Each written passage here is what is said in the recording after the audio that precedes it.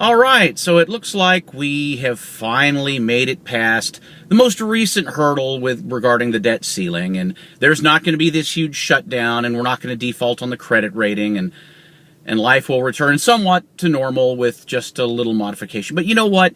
This wasn't a surprise. I told you last week, it's not a surprise. It's going to go to the last minute, and here's why. When you or I buy something, we take into consideration the time and effort it took to earn the money that we're going to pay for whatever value. Then we compare that to the value of the object that we're going to be getting. If it is worth $60 of work for me to do something and somebody pays me $200 for it, well, that's added value. And they probably paid me $200 for it because that's what it's worth to them to get it done. And then when I take that money and I go down and I purchase something, it's because I see more value in that object than in the $200 or whatever it was I had in my pocket.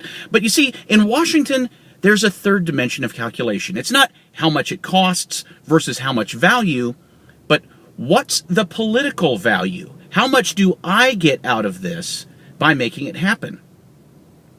You look at the number of buildings all across this country that are named after living political figures. Not buildings that were named in honor of them, but buildings named because they were able to provide some funding.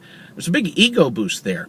And that ego is a primary motivator in many political calculations. It's not how much it costs, it's not what you get for it, but it's what's in it for my reputation. And in this case, it was really easy to predict that it was going to go down to the last minute, because that is what happens to all protagonists who end up being called the hero.